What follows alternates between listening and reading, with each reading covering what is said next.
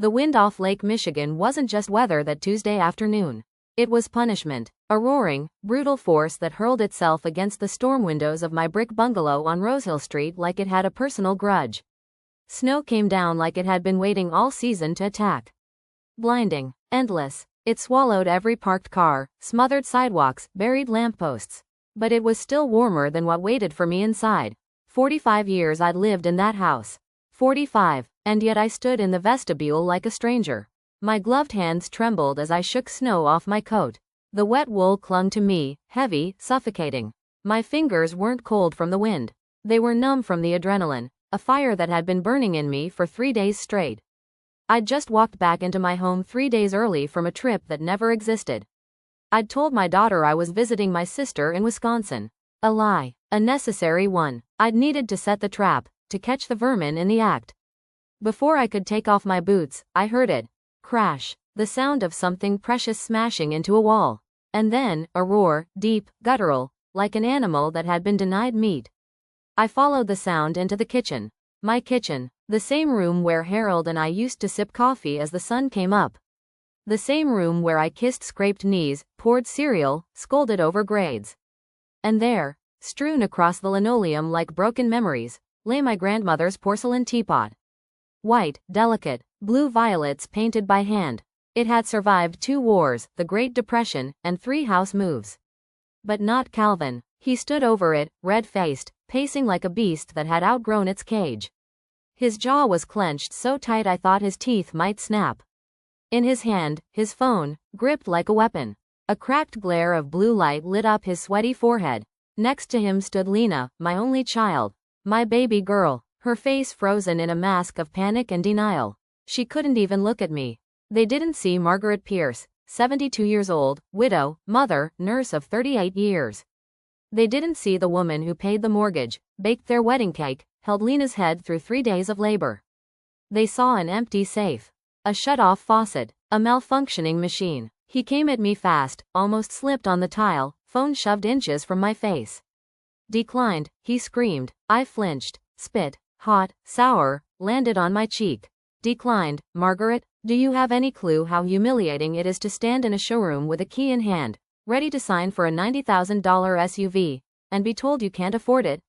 I didn't move. You embarrassed me, he howled, his voice cracking.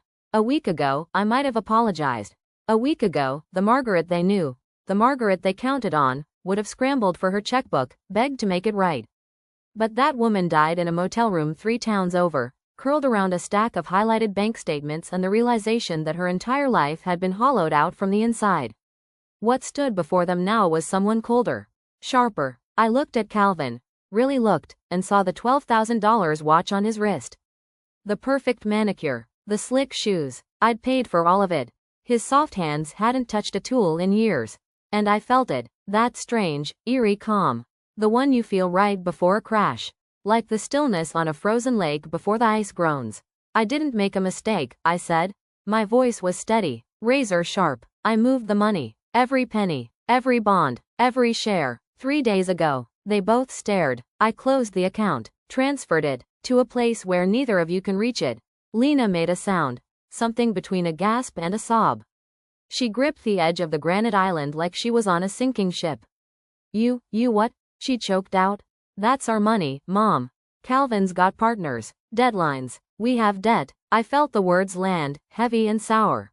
No, I said, that was my money. That was Harold's money. That was 40 years of aching knees and 3 a.m. shifts and birthday cakes I never got to eat because I was patching up strangers in the You're going to ruin us.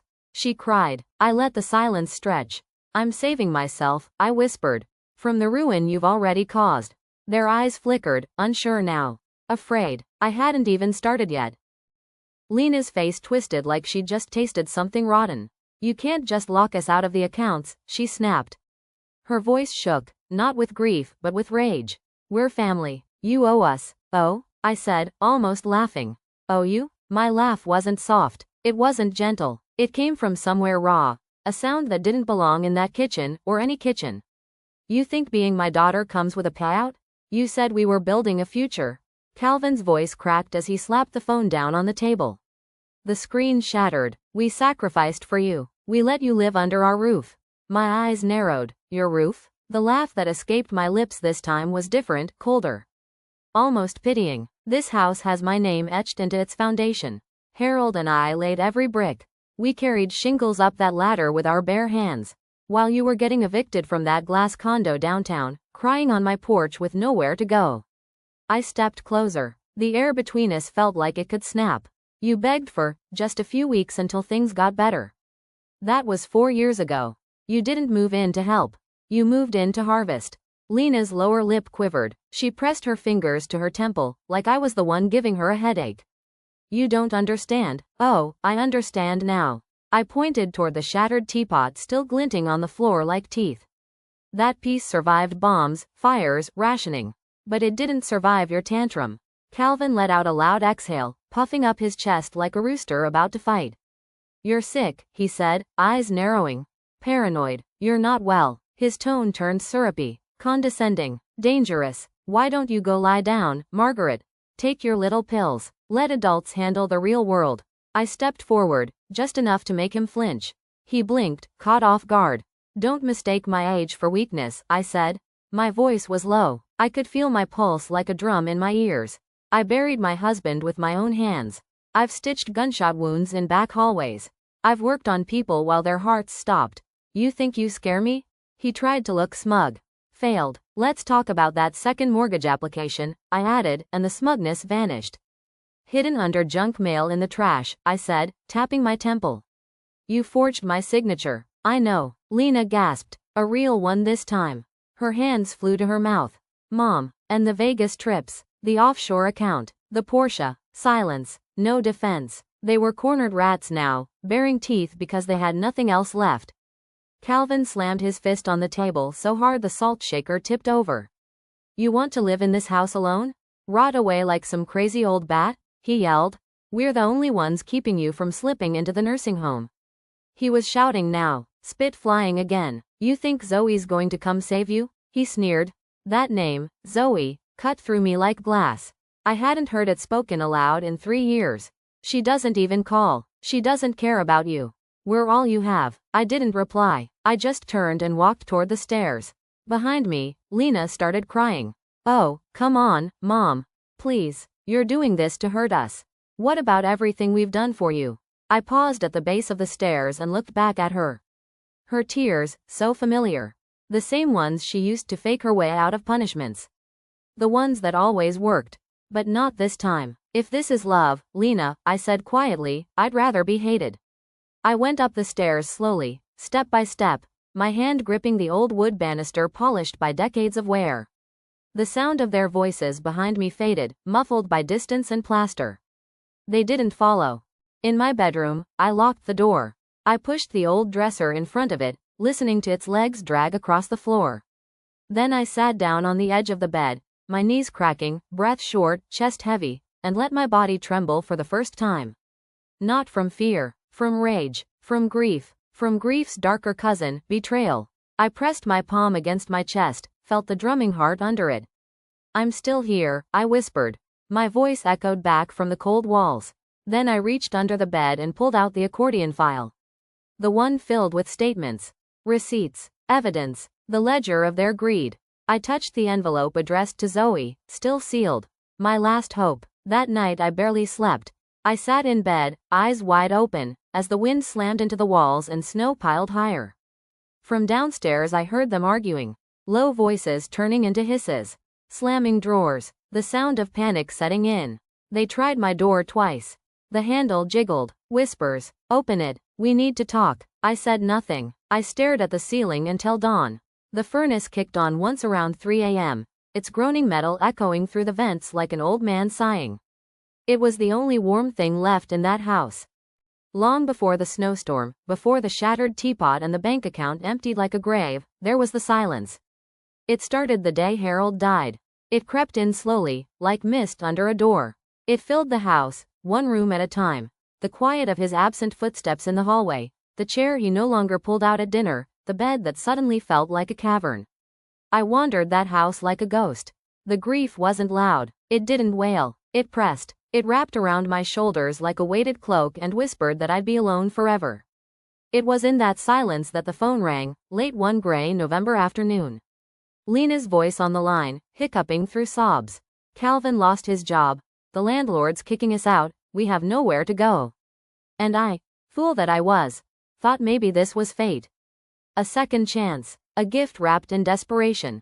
I was needed again. I wasn't just an aging woman in an empty house. I was Mama again. Come home, I said. We'll get through this together. I need you too. And for a while, it was beautiful. We cooked meals, watched movies, laughed until my sides hurt. Calvin even mowed the lawn. Lena made apple pie, just like when she was little. But now I know. That was grooming.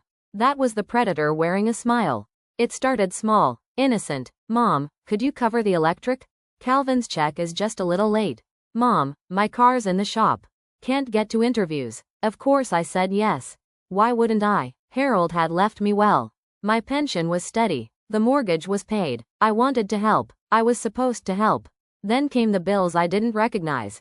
The phone plans, the Amazon deliveries, the wine subscriptions. Then came Calvin, so serious, so paternal, sitting me down at the kitchen table one Sunday evening.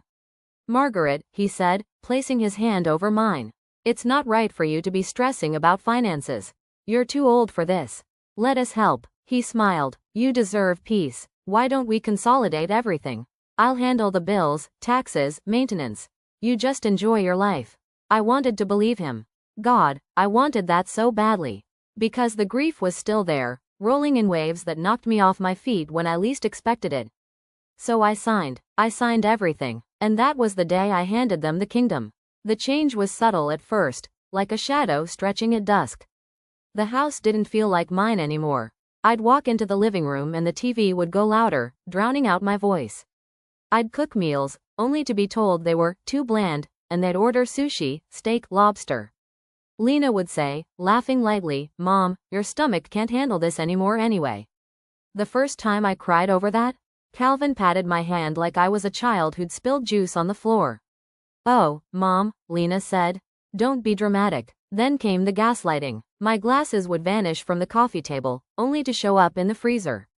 Or the bathroom cabinet. Or the garbage. Calvin would find them with a little shake of the head. You're getting worse, Margaret, he'd say, with a furrowed brow and a falsely gentle tone. You need rest. You're not safe on your own anymore. They told me I was slipping. Losing time. Losing my memory. I began to doubt myself. I stopped going to the pharmacy because I thought I'd forget my way home. I stopped calling my friends because Lena told me I rambled too much, that I scared people. You repeated the same story twice last time, she'd said with a frown. It's embarrassing. I started forgetting who I was. And then, they found Dr. Elric. A gray man with slick hair, soft eyes, and a prescription pad that moved faster than his mouth. He'd look at me, scribble something, and I'd walk out with a new bottle. For anxiety, for sleep, for memory, I began moving through the house like a ghost inside my own skin. One night I burned dinner, didn't even smell the smoke. They looked at each other across the table like I was already gone. I heard them whisper once, late at night, through the heat vent. She's not gonna last much longer, Calvin said. I know, Lena whispered. Just don't push her too fast. We need it to look clean. I clutched my pillow that night so hard the stitches tore. But I didn't say a word. Not yet. Then, 10 days ago, the fog began to lift. It was a small thing. A sliver of rebellion. A lie. I'm going to nap, I told them one morning. But instead, I slipped out the side door. Walked to the library. Sat in the warm hush between the shelves, surrounded by the smell of old books and safety. For the first time in months, I felt human. On my way home, I stopped by the bank. Just $50, I thought. Just enough to buy Zoe a birthday card and a small gift. I hadn't seen her since Lena pushed her away, said she was ashamed of me, said I'd forgotten her name during a phone call. My card was declined. Again, and again. I went inside, shaking. Miss Pierce, the banker, a kind woman named Joanne, frowned as she pulled up my account. Her face paled. Are you aware of these withdrawals? She turned the screen toward me. There it was, in black and white, tens of thousands of dollars gone. A boat in Aruba, a bespoke suit from Italy, $5,000 at a casino, a Porsche lease, the balance, $42. My mouth went dry, my hands shook. They said I was confused, I whispered. My voice barely audible. Joanne gripped my hand. You're not confused. You're being exploited. This is elder fraud, Margaret. We need to report it. No, I said, and for the first time in years, my voice had steel in it. If I freeze it now, they'll know. They'll twist it. Say I gave permission. Say I'm senile. She hesitated. What do you want me to do? I looked her in the eyes. Open a new account, one they can't see, transfer the $42, and print every transaction from the last 4 years. When I walked out of that bank, I carried a stack of paper so thick it made my arms ache. It was the story of my slow death, and I was finally reading it for the first time. I didn't go home right away. Instead, I walked, past the bakery Harold used to love, past the corner with the lilac bushes Lena crashed her bike into when she was 8, past the school where I once taught CPR classes for free. The air bit at my cheeks, but I didn't feel it. I was wrapped in something thicker than a coat: fury, fear, shame, and underneath it all, something I hadn't felt in a long time: resolve. I checked into a cheap motel 3 towns over. The kind of place where the neon sign flickers like it's tired of being alive. The room smelled like bleach and cigarettes. The mattress had the consistency of a sack of potatoes. The walls were thin enough to hear the argument in the next room about who finished the last beer. But it was mine, and it was safe. I didn't cry that first night. I didn't sleep much either. I just sat on the edge of the bed with the stack of bank statements in my lap, a yellow highlighter in my hand, and my mouth pressed into a straight line. One page after another, stroke after stroke, highlighting every theft, every betrayal, every meal they ate while I was chewing toast, every spa trip, wine delivery, and luxury coat while I wore Harold's old cardigan with the elbows worn through. By the time I was done, the whole stack glowed yellow like a warning light screaming in silence. This is what it looks like when love turns into theft.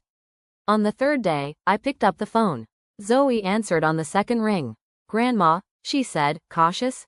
Her voice had changed. It was deeper now, with edges. But still hers. Still my Zoe. "Hi, baby," I said. Then silence. She exhaled sharply. "Mom said you couldn't use the phone anymore. She told me you didn't remember who I was. That you were confused." I clenched the receiver. My nails dug into my palm. She lied. A pause. Then a small sound, a whimper, broke through the line. "She told me you were angry at me," Zoe whispered. "She said you were ashamed I went to law school instead of becoming a nurse. She said you'd cut me out of your life." My throat burned. "Oh, sweetheart," I said, voice cracking. "I've been waiting for you every Sunday for 3 years. She sobbed. Hard. No more holding back. The dam broke. And so did I. We cried together, decades and distance melting in salt water. Her tears poured through the phone, and mine dripped down the motel notepad as I traced the little hearts I used to draw in her lunchbox notes. And then something shifted. She cleared her throat. It was faint, but I recognized it. The lawyer voice. "Where are you right now, Grandma?" "Safe. For now." "Did they know you found out?" "Not yet. I let them believe I went to see my sister." "Don't go back there. Don't go alone." "I won't. I'm coming," she said firmly. "And I'm not coming alone." For the first time in years, I didn't feel like a relic. I felt like a person again. A person with reinforcements. That night, I returned to the house. I walked in like a shadow. They were too busy with wine glasses and laughter to notice I was back. I played the part one last time. Quiet, forgetful, weak. I apologized for being gone so long. I lied about my sister needing help with her arthritis. I smiled when they suggested ordering sushi to celebrate. They didn't know the celebration was theirs. A funeral for the life they'd built on my back. The next morning, the storm hit. Not the weather, the truth. I came home early, and they were ready to feed again. I hadn't even set my purse on the counter when Calvin screamed about his dealership rejection. The phone was shoved in my face. The glowing screen still displayed the error message. Transaction declined. He bellowed, his face twisted with disbelief. Fury. Lena hovered behind him, wringing her hands, her voice a high-pitched mix of guilt and performance. "It's just a misunderstanding, Mom, we were going to explain." I said nothing. I didn't scream. I didn't flinch. I simply walked past them to the stairs, brushing against Calvin's chest like he was made of paper. They followed, pleading, shouting, snapping. "You're being cruel. We did this for you. You don't know what you're doing." I turned at the landing. My voice was steel. My spine was marble. "I know exactly what I'm doing. I'm saving what's left. That night, I barricaded myself in my bedroom. The snow piled higher on the windows. They paced like caged wolves downstairs. The floor creaked with their fury. I didn't sleep. I clutched my phone to my chest, waiting. At dawn, I heard it. A car door, then another. I peeked through the curtain. A police cruiser pulled into the drive. Behind it, a sleek black sedan. And Zoe stepped out. She looked different, older, stronger. She wore a navy coat, her hair in a tight bun, her face carved from stone. But her eyes? Her eyes still sparkled like they used to when she brought me weeds she swore were flowers. She saw me in the window and smiled, a trembling, defiant smile. Behind her stood a police officer and a tall man in a suit. And just like that, I was no longer alone. When I opened the door, Zoe didn't say a word. She just walked straight into my arms and buried her face in my shoulder. Her coat smelled like cold air and fresh lavender. And under that, justice. I held her like I used to when she was 6 and afraid of thunder. Only this time, I was the one who had survived the storm. Behind her, the officer nodded politely. The man in the tailored suit introduced himself, his voice firm and clipped, a senior partner from Zoe's law firm, apparently. His eyes didn't waver once as he stepped into the house. We found Calvin and Lena in the kitchen, half-dressed, hunched over mugs of coffee. Their faces were pale, their eyes hollow. When they saw Zoe, Calvin's mug hit the floor and shattered. Lena looked like she'd seen a ghost. "Zoe," she gasped, "what are you doing?" Zoe didn't hesitate. Her words were steel-wrapped in velvet. "I'm here representing Margaret Pierce in all matters of property, financial restitution, and personal protection. This is an eviction, effective immediately." Calvin bolted to his feet, kicking the chair back with a screech. "What the hell is this?" he growled. "Evelyn called the cops on her own family?" "She didn't have to," Zoe replied coldly. "I did." She dropped a thick file on the kitchen table. It made a satisfying thump. "I have bank records, forged signatures, emails, and voice recordings. I have 4 years of theft and manipulation. And I have a restraining order, signed this morning by a judge." Lena's mouth opened and closed like a drowning fish. "Zoe, you're confused," she whispered. "You don't understand what's happening here." "I understand exactly what's happening," Zoe snapped. "And I'm done pretending otherwise." The officer stepped forward. "Mr. and Mrs. Sterling," he said, voice level. "You have 30 minutes to collect your personal belongings.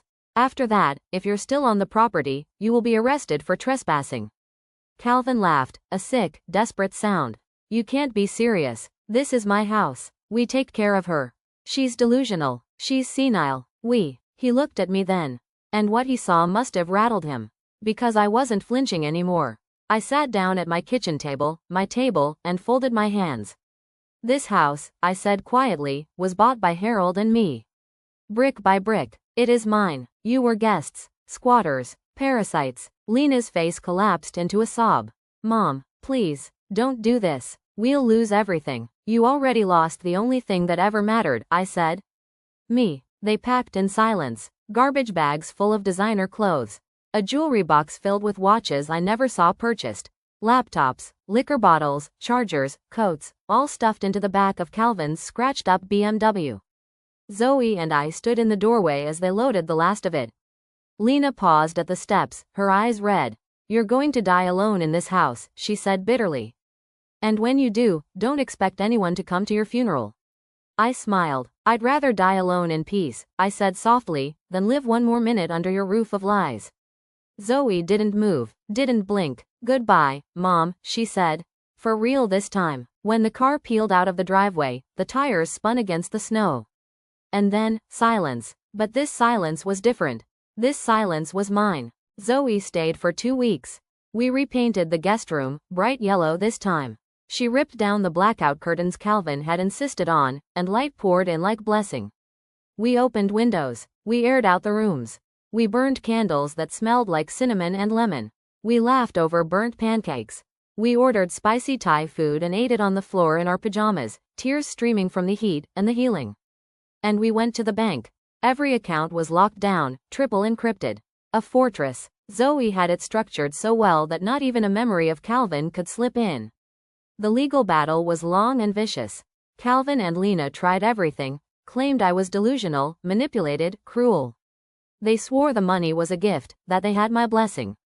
They even tried to claim Zoe was brainwashing me for inheritance. But the paper trail was clear. My records spoke louder than their sob stories. In the end, they took a plea deal. Avoided jail, but just barely. They walked away with felony charges, ruined reputations, and a mountain of debt they'd be paying back for the rest of their lives. Zoe cut them out completely. So did I. 6 months later, spring came to Chicago. The snow melted, revealing the black earth underneath, soft and rich and waiting. I was on my knees in the backyard, planting tulips. My hands were deep in the dirt. My fingers ached, but they ached with purpose. I had less money now. But I had enough. I had my house, my name on the deed, my own damn mailbox, and I had Zoe. She called every Sunday. Sometimes we just talked about nothing, a new recipe, a case she was working on, the way her dog chewed through another pair of shoes. Sometimes we said everything with just a few words. But she always called. One morning, as I sat on the porch drinking coffee, I realized something that stopped me cold. We're taught that family means loyalty. That blood must be thicker than pride. That mothers give and daughters take, and that's just the way it goes. But that's not love. Love does not drain. Love does not lie. Love does not forge your name and spend your soul like spare change. The most loving thing I ever did wasn't raising Lena. It was saving myself from her. I learned that, no, is a full sentence.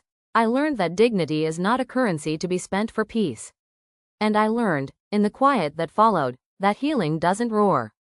It grows, slow and stubborn, like tulips through frozen soil. As I patted the last bulb into place, the wind stirred again, not sharp this time. Not cruel, just a breeze, brushing past my cheek like Harold's kiss from long ago. The winter was over. The sun was warm on my back. I was alone, but I was not lonely. I was Margaret Pierce, and I was blooming.